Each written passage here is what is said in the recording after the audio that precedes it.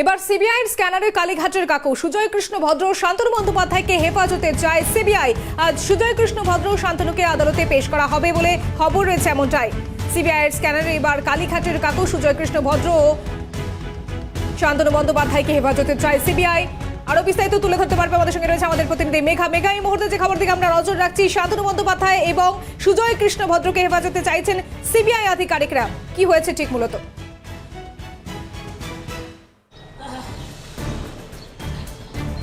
দেখো বর্ণিশিকা, নিয়োগ দুর্নীতিতে বড় সিদ্ধান্ত গ্রহণ করতে চলেছেন সিবিআই আধিকারিকরা।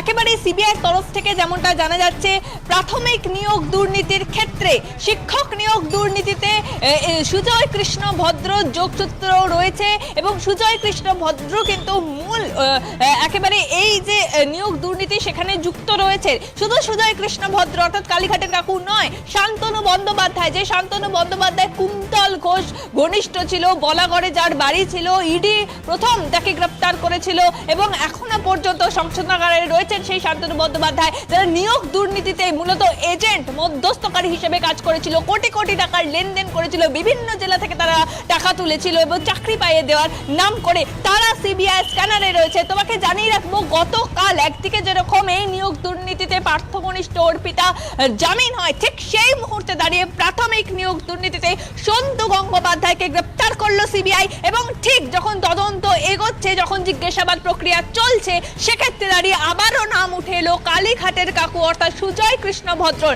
এবং সেখান থেকে দাঁড়িয়ে তদন্তকারী আধিকারিকরা তারা একটি সিদ্ধান্ত গ্রহণ করেছেন যে আজকে যেরকম আদালতে পেশ করা হবে সন্তু গঙ্গোপাধ্যায়কে, সেরকম পাশাপাশি আদালতে তারা জানাবেন যে একদিকে সুজয় কৃষ্ণ ভদ্র কালীঘাটের কাকু তাকে যেরকম নিজেদের হেফাজতে নিতে চান, অন্যদিকে শান্তনু বন্দ্যোপাধ্যায়কেও হেফাজতে নিতে চায় সিবিআই। আপাতত ধন্যবাদ মেঘা তোমাকে।